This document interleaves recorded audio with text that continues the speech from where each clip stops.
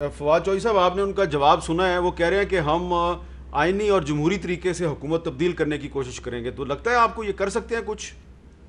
देखिए, जवाब तो उन्होंने दिया ही नहीं। बेसिकली आपने जो सवाल पूछा था, आपने तो कहा कि आप बताइए कि एपीसी में आप क्या एजेंडा क्या है आपका, क्या करना चाहते हैं। तो वो उनको उनको नहीं पता। ऐसे इकबाल साहब की मजबूरी को हम समझें, और मेरा ख्याल है इसको प्रेस करने की भी जरूरत नहीं है। ये ऐसे इकबाल साहब के तज्जिए से मैं इतफाक करता हूँ कि कराची ने एक बहुत तवील अरसे के बाद वफाक की पार्टी को जो है वोट दिया, और कराची जो है वो कौमी धारे में वापस आया, जो बजाते खुद पीटीआई की एक बहुत बड़ी सर्विस है पाकिस्तान के लिए। और मैं समझता हूँ इमरान खान का जो एक उभरना है हैसियत एक कौमी लीडर के, कराची का जो वोट है, जो इमरान खान का वोट है, वो यकीनी तौर के ऊपर बहुत एक अहम आप समझिए कि इवेंट है, पॉलिटिकल इवेंट है पाकिस्तान की तारीख का। जहाँ तक इनकी इस बात का ताल्लुक है कि हुकूमत और अपोजिशन को कश्मीर के ऊपर और इन चीज़ों के ऊपर इकट्ठा चलना चाहिए, 100% इकट्ठा चलना चाहिए। जो हमारे कौमी इश्यूज हैं, आज मैंने पहले भी कहा है, मिनिमम कॉमन एजेंडा हुकूमत को और अपोजिशन को बनाना चाहिए। मुल्क में कभी भी आप एक बिल्कुल डैगर ड्रॉन नहीं चला करते, और हमें होना चाहिए। लेकिन मसला क्या है, 126 घंटे जो है वो अपोजिशन ने 2 सालों में पार्लियामेंट में अपोजिशन को मिले हैं। 126 घंटों में मेरा ख्याल है 110 घंटे जो है वो नैब के ऊपर बोले हैं। अब सवाल ये है कि जब आप अपने पाँव से आगे देखने की सलाहियत ही ना रखते हो, आप सिर्फ आए अपने केसेस के ऊपर बात करें, 24/7 नैब जो है वो आपके उसके ऊपर हो, मनी लॉन्ड्रिंग को आप कहें कि लीगलाइज कर दें, फिर उसके ऊपर क्या आप तवक्को करेंगे इमरान खान से या पीटीआई से कि उसके ऊपर आपके साथ कोई मिनिमम कॉमन एजेंडा हो सकता है। अगर आप कोई बड़ी बात करें, अपने पाँव से आगे देखने की सलाहियत पैदा करें, तो फिर तो ठीक है। अब फैटफ में जिस तरह उन्होंने कहा कि ये हुकूमत जो है बहुत ज़्यादा पावर्स लेना चाहती है, तो फैटफ को में जो जहाँ तक पहुँचाया है, ये तो फिर पीएमएलएन और पीपल्स पार्टी को सोचना चाहिए था कि उस जो जब उस वक़्त कर रहे थे, मनी लॉन्ड्रिंग के कवानीन को आसान कर रहे थे, और पूरी दुनिया का हब बन गया पाकिस्तान मनी लॉन्ड्रिंग एक का, सवाल है उस वक़्त। फवाद साहब, एक सवाल है फेटफ के हवाले से। पाकिस्तान फेटफ की ग्रे लिस्ट में क्या मनी लॉन्ड्रिंग की वजह से आया है या उन तंजीमों की वजह से आया है जिनके रहनुमाओं के नाम जो हैं वो पाकिस्तान ने ब्लैक लिस्ट किए हैं और उनके पे पाबंदियां लगाई हैं?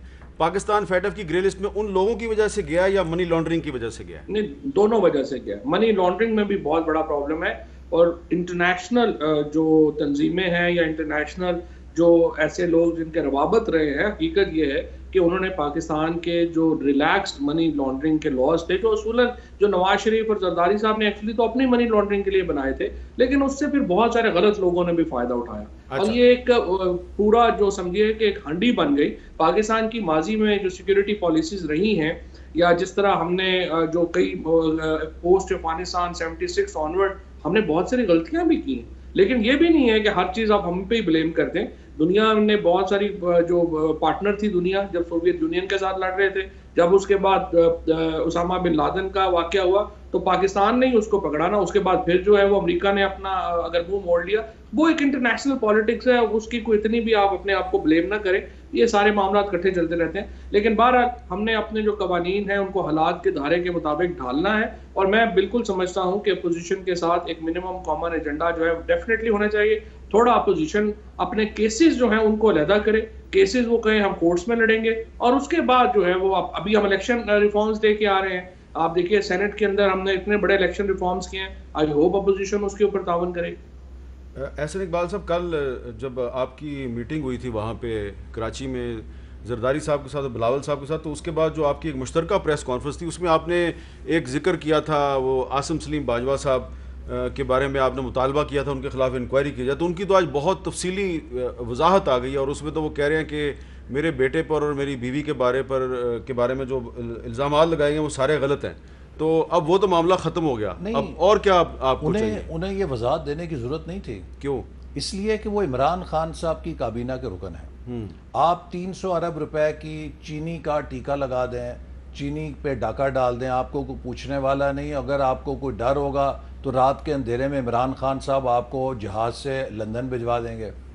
आप अगर इमरान खान साहब की हुकूमत में हैं तो गंदम की फसल मार्केट में आए और मार्केट से उठा के स्मगल करा दी जाए, और वो आटा माफिया जो अरबों रुपए कई सौ अरब उस पर कमा ले, उसको कोई हाथ नहीं लगा सकता, चूँकि वो सब इमरान खान साहब की सूबाई हुकूमत और वफाकी हुकूमत के लोग हैं। آپ اگر دوائیوں کی قیمت 600 سے 1200 گنا بڑھا دیں اور آپ اس بنیاد پہ اپنی وزارت سے ہاتھ دھو بیٹھے ہیں تو نیب آپ کو نہیں پوچھے گا، آپ کو پارٹی کا سیکرٹری جنرل لگا دیا جائے گا۔